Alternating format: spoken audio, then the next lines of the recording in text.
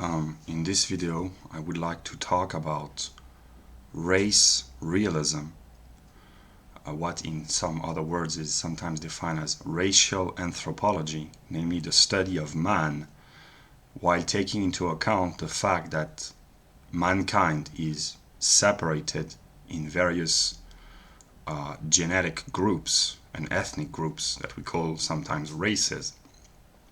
And I will talk about the original sin as depicted in the Bible with the tree of the knowledge of good and evil.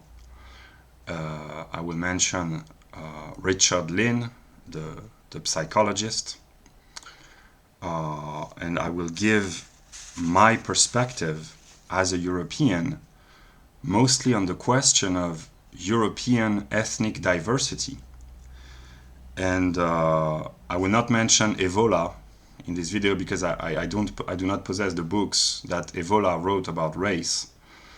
But I will talk about Hegel's logic, and I will put a link to a song, the logical song, down below, and I recommend that you should listen to the song and focus on the meaning of the words at some point once you've watched the video to try to mean how I feel. And yeah, but that was for the broad presentation of the contents of the video. And now I will say that I have a conflict in me because I am an empirical individual, and as an empirical individual, the character that you see, I have prejudices, biases, wicked tendencies, desires, and I am flawed and wicked. But I know that through a cognitive activity, I can elevate myself above my empirical determinations and produce a speech which is true for every thinking consciousness. Because this is the very principle of the truth. It is to be true for every thinking mind. And I often say that I have a conflict with Hegel because Hegel says that the individual is irrelevant, that the determinations, the empirical determinations of the individual are irrelevant, that the only ID which is important is pure reason. But at the same time, he says that consciousness, and I am a consciousness, I am a subject in relation to an objective world, I can only become aware of what is within my own experience. So I cannot abstract completely from my empirical self because it constitutes 99% of my experience of the world. I can only know about the world through the mediation of this empirical existence of mine. And what I am seeking to do is to extract logical truths from the perspective of my empirical presence in the world. So I will begin by reading the Bible, the Holy Bible, the King James Version. Genesis. But of the fruit of the tree which is in the midst of the garden, God hath said, Ye shall not eat of it, neither shall ye touch it, lest ye die. For God doth know that in the day ye eat thereof, when your eyes shall be opened, and ye shall be as gods, knowing good and evil. And Adam and Eve, or the woman and the man, ate the fruit of the tree of knowledge of good and evil, and the eyes of them both were opened, and they knew that they were naked. And that's a very profound thought, and you will see the connection with race realism. I will begin by talking about my personal experience, and I realized that I was white in 2017. Really, it became fully conscious to my mind when I read the bell curve. That's when I understood that I was white. So how can, in 2017, I was 25 years old. How can one become aware of one's ethnic identity at the age of 25? That's a question that is worth asking. And now I will use the categories of Hegel's logic. What is race realism? What is real? What is reality? In Hegel's logic, Hegel shows that reality is the unity of determinate being, Dasein, if you will, with its negation, with its non-being.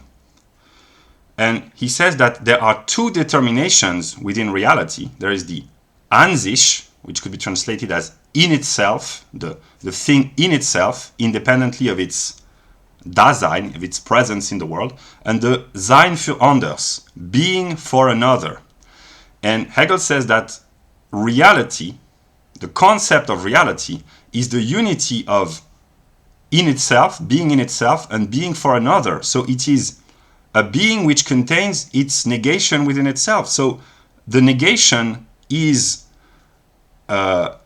conceptually contained within the very concept of reality. And that's why we say that reality is hard and sometimes painful, because it contains the negation. So race realism, to adopt a realistic view of the question of race, is to negate part of your illusions. And it is ambiguous because on the one hand it is liberating. By studying race realism, one understands many aspects of a human life, but at the same time it shatters your illusions, because suddenly mankind is divided. And yeah. And now I will broadly present 4 figures of consciousness that one can find within mankind. There are more, but around the question of race. There are those who are innocent, in the sense that they have no consciousness of race whatsoever. Think of people who live within perfectly homogeneous group and who have never had even the vision or the knowledge of someone who is ethnically distinct. So he cannot have any consciousness of ethnic difference if he lives in an isolated group where all people look like him and are similar to him. So the question of race and race differences does not even emerge. But my question is this innocence really innocent, in the sense that from a socio-biological perspective, we have been programmed by Darwinian evolution to favor, in most cases, the people who look like us, because it means, from a Darwinian perspective, that they share a higher number of genes with our own genes. And from a Darwinian perspective, and I'm not a Darwinist, but I explain nonetheless, we are programmed to seek the selfish interest of our genes, and the other, if he looks much like us, he is a carrier of copies of our genes. So we have an interest in favoring the well-being of those who look like us, because it enables the propagation of our own genes. So from a Darwinian socio-biological perspective, ethnic kinship, a sense of ethnic solidarity, is rational and has a benefit. It can also have a downside effects, and there are groups who have various levels of ethnic of ethnic consciousness. Some human groups are very ethnically conscious, some are not. Europeans are said to be to lack a sense of ethnic interest, whereas some others are more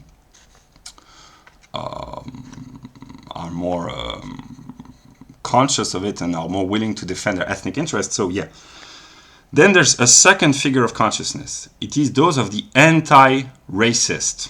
They want to negate race, and race realism, or the existence of race, is already a distinction, a negation, a separation. So they want to negate the negative in the language of Hegel. And they say that we should not speak about race, or we should not, at least in France, the anti-racists, they want to erase the word race from the constitution. And they do not want ethnic statistics, they do not want to talk about race, but the anti-racists, in their attempt to negate race, they think about race constantly. So, yeah.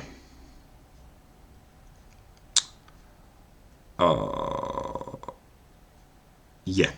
Then there are the race realists, those who try to adopt a clear-minded view, a scientific view of how things are. So it's a theoretical activity to grasp the determinations of being, in this case of the anthropological and socio-biological determinations of mankind, without judgment, one could think, without prejudice, and to depict how the various human groups are alike, and also how they differ with the properties and the characteristics of each group. And this is a scientific endeavor.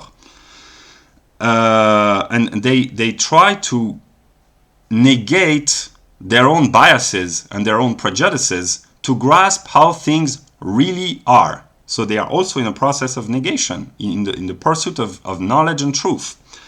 But the question is it possible to have a purely realistic view of race without any passion? When you study the question of race, and you learn that the various physical features of the various ethnic or racial groups are quantitative genetic determinations, and that there are intellectual differences, not only in intelligence, but also in character, on average, of course. It's not true for every individual, it's an average, within and among the different human groups. Can you exempt yourself from any passion, which, for instance, is the will to use the knowledge gathered by science to improve either your own ethnic or racial group, or every ethnic and every racial group, by implementing a world eugenic process, for instance? This is an idea which has crossed the mind of many scientists. So can you detach yourself completely from your own emotions? So the question is it possible to be a race realist without becoming a racist, which means either to love one group too much in comparison with others, or to hate some groups? So the question is, can you avoid the excess? And the anti-racist, when they say that if you adopt race realism, you are already a racist, they might be true, they might be right, because it's so difficult not to be tainted by emotions. And most of the race realist anthropologists of the early 20th century, they began maybe as an attempt to have a neutral, a non-partial view of the question of race or ethnicity. But most of them, they either wanted to preserve the white race, or the Nordic, not the white race, but the Nordic stock, as they call it, or to improve, or to reject non-Nordic or non-white. So their knowledge brought them to an excess, to a trespassing of the measure, and they became racist. So that's very difficult, that's very ambiguous. And yeah. Now I will talk about my personal history, the history of this empirical individual regarding race, because I cannot conceive of determinations which are not in my personal experience. So, like I said, I really understood that I was white at the age of 25 by reading a book. But in my childhood, I had no consciousness of race. I did not even know that the word existed. or ethnicities for that matter. In France, it's very different than in the US, for instance, or in Brazil, or in countries where there are strong ethnic differences and a history of racial consciousness. In France, it's totally absent. I mean, it's becoming more and more present, but in my childhood, it was totally absent. So, but I knew nonetheless, unconsciously, that most of the children with which I grew up were blonde. The boys and the girls, most of them were blonde, and I was not. And I was said many times that I had a relatively dark skin and that I did not look very much like the others. I was more dark-skinned. And I never thought about race, but unconsciously I thought about it nonetheless, because if sociobiology is true, which I don't believe it is, but I will try to incorporate the sociobiological Darwinian perspective on evolution nonetheless. We are programmed by hundreds of thousands of years of evolution to favor the people who look like us. And those who look like us, it's a qualitative determination, which is actually a quantitative determination. It simply means that people who share a greater quantity, a greater proportion, these are logical categories, of genes which are similar to our own genes. And this genetic similarity is reflected by the outward appearance, the structure of the face, the color of the skin, the texture of the hair, the structure of the bones and the skull, and So in my children's school, I don't know how you call it in English, there was maybe one in my entire education up until the age of 11. I met maybe one or two persons who were not white, and I did not think in terms of white and non-white. But many years later, I now realized that I unconsciously knew that when I encountered one or maybe two non-white person, I knew unconsciously that they were different from me. In my junior high school years, maybe there were 5 or 10 non-whites in a school of many hundreds of people. So I was living among white kids, and I knew that a non-white was different from me without knowing. It was unconscious. In my high school years, where I think there were maybe 1,000 students, there was, I don't know, but maybe 5% maximum. So that's how many? That's 50. And I'm not even sure that there were 5% non-whites in my high school when I was a teenager. So I had no consciousness of race, but I was nonetheless conscious of race on an unconscious level. And So I continue. Now I will talk about the ethnic composition of France from a European perspective. I'm only talking about the European French, the white French. From what I know, by having briefly studied racial anthropology, is that France is divided into 3 ethnic groups, and the connection with Hegel's logic will be made manifest in the sense that the distinctions are not clear-cut, they are not discrete, they are continuous, in the sense that the 3 ethnic groups, which in the terms of the terminology of racial anthropology are called Nordic, Alpine, and Mediterranean, which are broadly geographically distinguished. In the northern part of France, mostly Nordic; in the middle part of France, mostly Alpine; and in the southern part, mostly Mediterranean. I'm talking here only about the whites. And the differences are continuous, in a sense that some look very Nordic. There are people in France who are what we call Aryans, and they could not be distinguished from a white Aryan American or a white Anglo-Saxon or a German Aryan man. They are very Nordic. But the differences are kind of continuous, but Hegel says that quantity contains within its own concept the moments of continuity and discretion. So and also still within the white French population, there are also descendants of Italian immigrants. And when I see an Italian, I see a white person, but I know broadly that he has Mediterranean Italian features. So from an empirical standpoint, I am capable of distinguishing an Italian from a non-Italian white Frenchman. And there are also Portuguese or descendants of Portuguese immigrants in France, which, when I see from an empirical standpoint a Portuguese person in France, I mean in the context of France, I can recognize, I don't know how, but I recognize that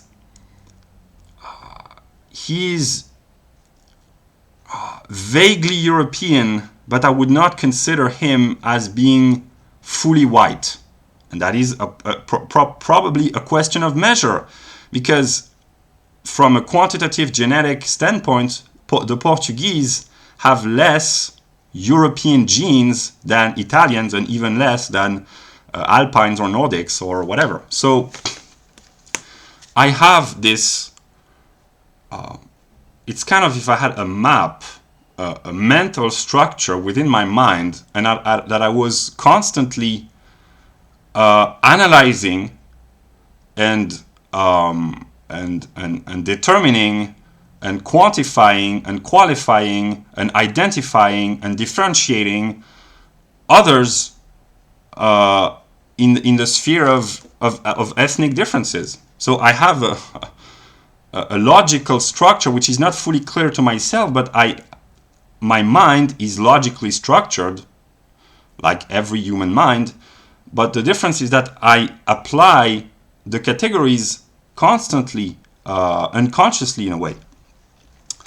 And so to go back into the realm of Hegel's logic, I have shown that, Hegel has shown that quality turns into quantity, and quantity becomes qualitative quantity, which is measure, and it is the full determination of being. And in the context of ethnic differences, what we perceive as differences of skin color, differences of shape, differences of average size, differences of the texture of hair, the shape of the skull, the color of the eyes, they are qualitative differences. They appear to us as qualities, but anyone who just thinks for a couple of seconds know that these are actually quantitative determinations, that it is a product of a certain amount of genetic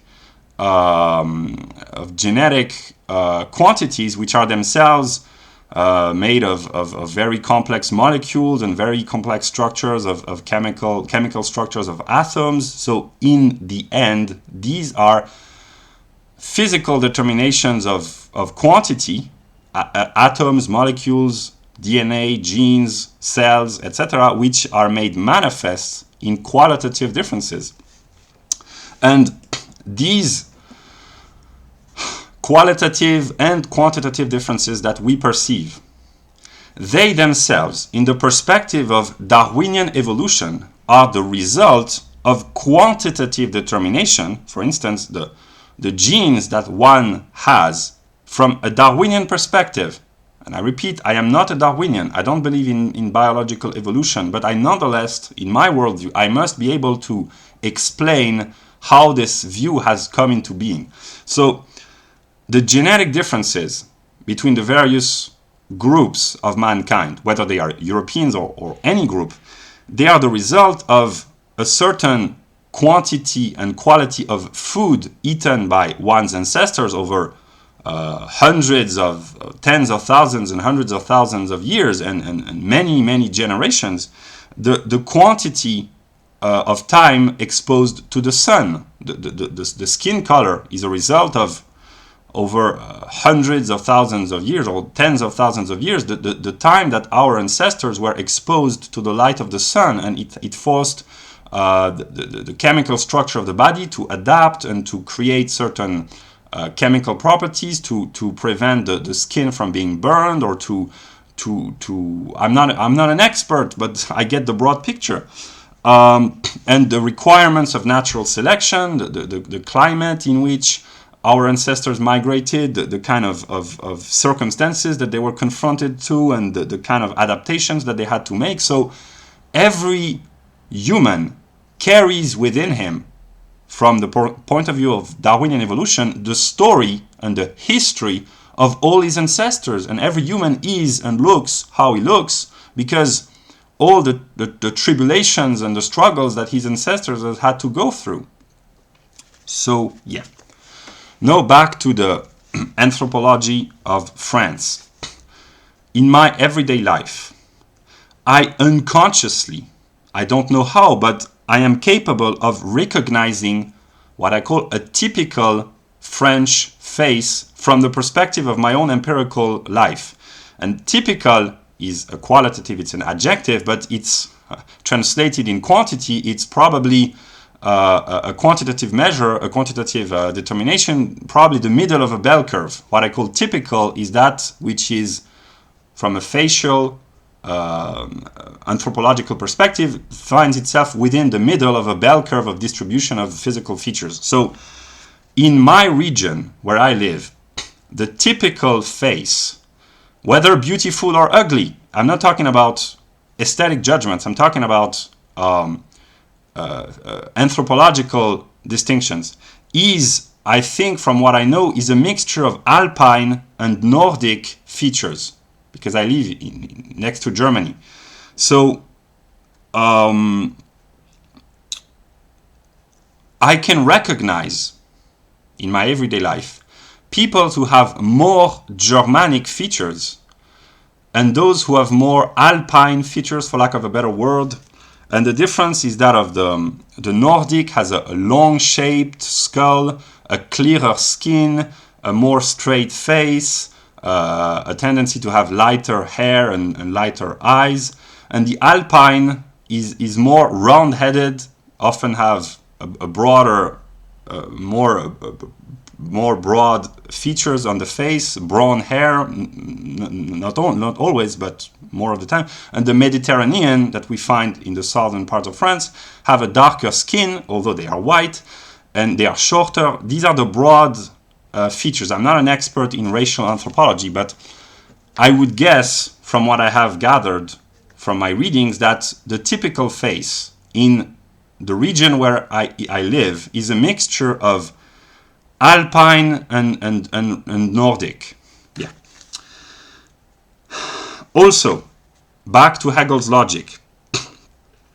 I said that there are subtle differences in the various regions of France, and I know that I can recognize a typical face from my region of France. I'm talking only about whites. And I can recognize a typical French face from other regions of France. So, yeah. And this makes me think about the categories of Hegel's logic.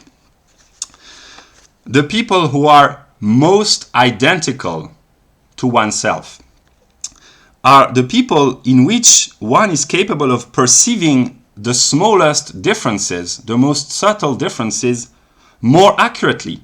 So it shows that in the concept of identity, the concept of difference is included, because the people who look like me the most, in a broad sense, these are white Europeans, I am capable of perceiving the differences a lot more accurately. And that's a joke, but the more people are different, that's a joke in racist circles, I guess, that for a racist, for a white racist, all Asians look the same. The Japanese and the Chinese, they're all the same. The black Africans, they're all the same. So this is comical because it is true. Because the more the difference is important, the more that which is different becomes identical. So we find again the unity of the concept of difference and identity. And it is true that for me, as an empirical individual, I am not capable of grasping the differences between the various ethnic groups of China, or I cannot say with certainty whether a man is a Chinese or a Japanese or a Korean. I am incapable of that. And when I look at a black African, I cannot know what kind of region of Africa he comes from. For me, I'm sorry, but most black Africans, they are similar because they are so different from me, and this is just a proof that identity and difference are in a conceptual unity. And the more people are identical to me in outlook and features, whether they are Europeans or French, which is even more identical, the more I am capable of perceiving the more subtle differences. And about French culture, on French TV, I don't watch TV. I haven't watched TV for many years, but when I used to, I unconsciously remarked that the people, the journalists, the intellectuals, the entertainers, a high proportion of them have Nordic Aryan features. And I know that it's partly true in America as well, because officially Aryans, it's not strictly an anthropological determination, but Nordic or Germanic from a racial anthropological standpoint, they are officially despised. But at the same time, I'm sure that in America on television, the people who when there is not forced integration, that the tendency is that among whites, because in order to be a successful journalist, you have to have a beautiful face, and I'm sure that there are a higher proportion of perfectly symmetric, Nordic-featured, blonde and blue-eyed people in America and in England probably also, and also in Germany, and I know that it is partly true in France also. So there is a process of self-selection, because those who pay the money to finance the news or the entertainment, they want the audience to look at their shows, and they want to earn the money back on investment, and they want to bet on the most attractive. It has to find the proper proportion, the proper measure between intelligence and attractiveness. And and I learned from an empirical standpoint that in the US, one can buy sperm from sperm donors to create the perfect children, and that although the Aryans are officially despised in America, the highest demand from those who want to artificially create children, they want sperm donators with blonde hair and blue eyes. So yeah. Now about racial anthropology. I will use an extract from a book by Richard Lynn, Race Differences in Intelligence, and he says that in Europe, according to recent what the racial anthropologists have gathered as knowledge, that there are at least 7 groups of Europeans, which means whites, Mediterranean peoples of Spain, Italy, and Southeast Europe, Alpine peoples of France and Central and Southern Germany, Nordic peoples of England, the east of Ireland and Scotland, and the Netherlands, Belgium, and Northern Germany, Denmark, Norway, Sweden, and Western Finland, Celtic peoples of Wales, the west of Ireland, and the Western Highlands of Scotland, Dinaric peoples of East Central Europe, Slavic peoples of Northern Poland, the Baltic states, and Russia west of the Urals, and finally the Basque peoples of Northern Spain and Southwest France. So there are, according to the data gathered by the anthropologist, broadly 7 distinct groups of whites all over the world, but in Europe mostly, but in the European offshoots like South America, like Argentina and Uruguay, these distinctions are valid, and in Canada, the US, South Africa, etc., etc. So from my empirical perspective, when I see what is probably qualified by the anthropologist as a Slavic Dinaric type, he looks white to me, but I perceive the difference in a sense that there are no Slavic Dinaric people in France. So when I see a Slavic Dinaric featured person, I recognize that he's white and European, but that he's different from myself.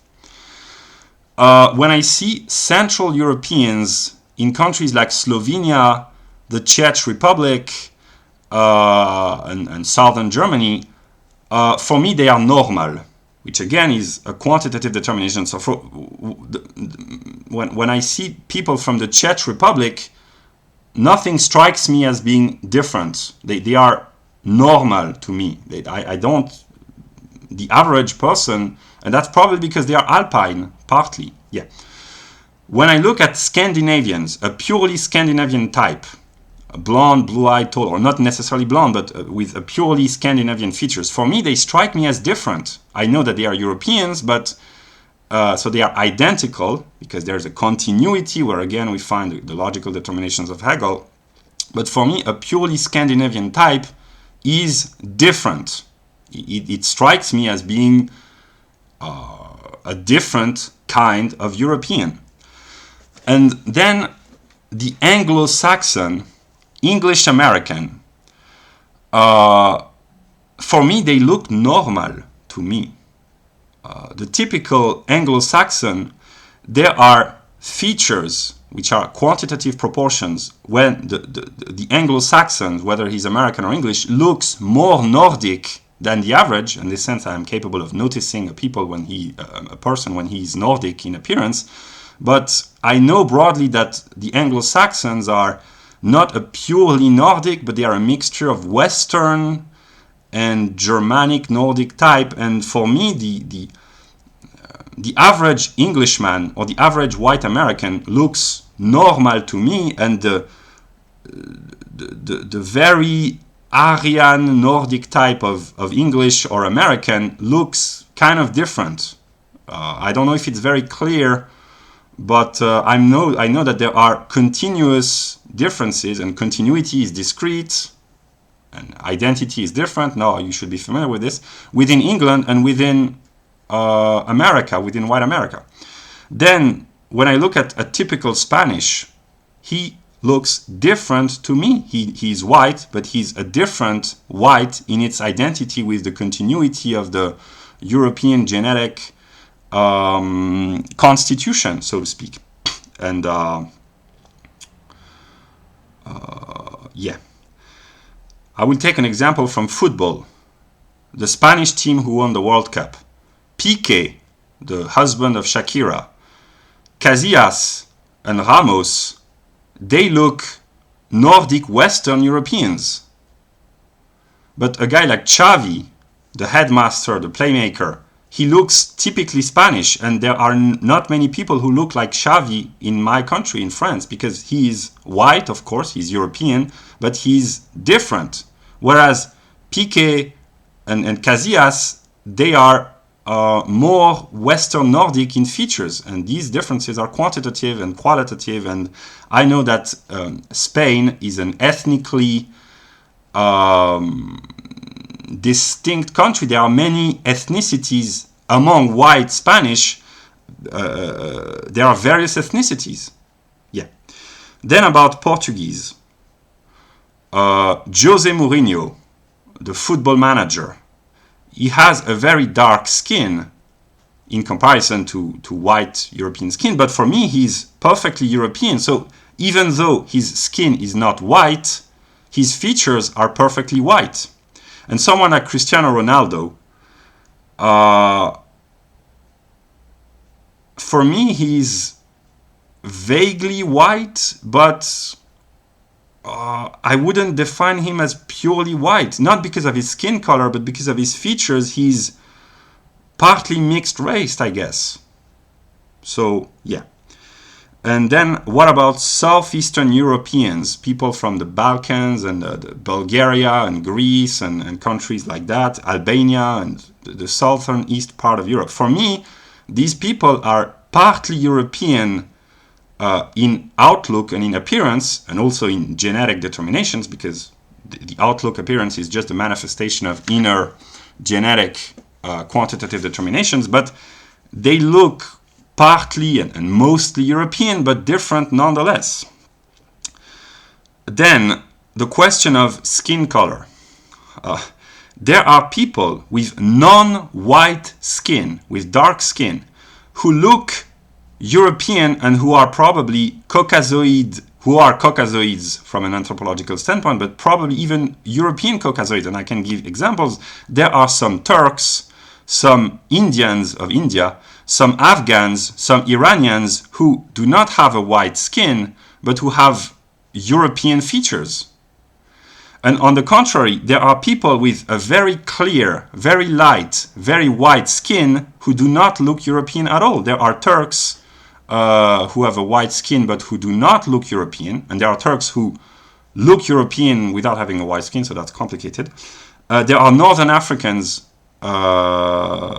also in this situation. And there are Asians, there are Chinese with a perfectly white skin, but they are not European at all. So this is just to show that skin color, race is not just a question of skin color because of these counterexamples. So yeah. I also wrote that I am capable of recognizing most of the time a Jewish face.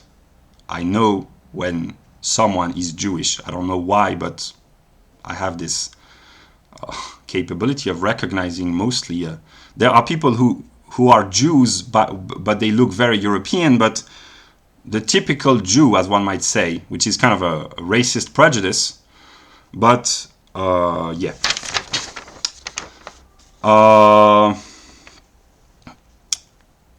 And then about the European Union. Officially, everyone in Europe condemns racism and the ideas of the National Socialists, but because they say that they were morally wrong, and they probably are true that it was morally wrong, but there is a mistake, or there's a confusion, not a mistake, a confusion between what is morally wrong and what is epistemologically wrong. And in France, we say that everything revolves around culture, which in truth is really true, because culture is a product of spirit, and spirit has more truth than nature. But both sides have to be envisioned, and there's this idea that the differences, the divides between the northern part of the European Union and the southern part are strictly culturally determined. But I know from my personal readings that in countries such as Spain or Italy, there are socio-economic divides within the country, the geographical divides, which are correlated by genetic differences. And that what is advocated as separatism in terms of cultural and political views, in Spain there are separatist parties, so it is in Italy, or they used to be, I don't know. It is presented as cultural and political aims and struggles, but when one has the genetic map of Europe, one realizes that it is not totally, but majoritarily, overwhelmingly, or in a very important quantitative fashion, determined by genetic similarities and differences in Spain and Italy, and it is true in the divide between Northern Europe and Southern Europe. The distinctions are genetic, and there's a connection between culture and genes, and the purpose of every true culture is to transcend the distinctions and the separations of nature, and men can only be equal in spirit, and this is the whole message of the Christian religion. But we cannot pretend that natural distinctions do not exist. We have to acknowledge that they are real, and so as to be able to transcend them. And I will end this video by talking about the logic of the concept.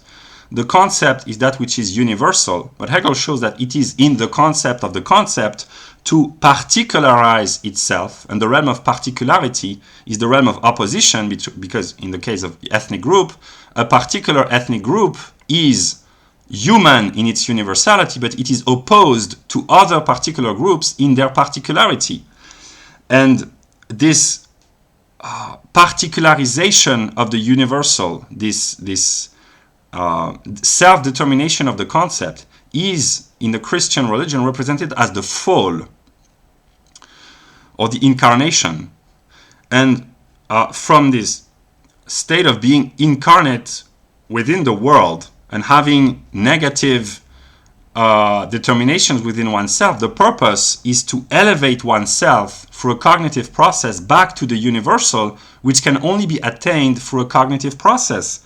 And the idea is that through my speech, which expresses words which themselves express logical categories, I can equalize myself with every thinking mind, and I can transcend my own negativity by becoming one with the other. And I can hopefully transcend my empirical limitations by producing a rational speech. And they say that truth is painful because to speak the truth means to speak a discourse which goes beyond one's own particular determinations. But at the same time, one cannot reach the universal without the mediation of the singular and the particular. And this is what Hegel means when he says that the concept, the universal becomes particular and singularized. And yeah, so truth is painful, but at the same time, it is said in the Christian religion that the truth is that which will set you free. So, yeah.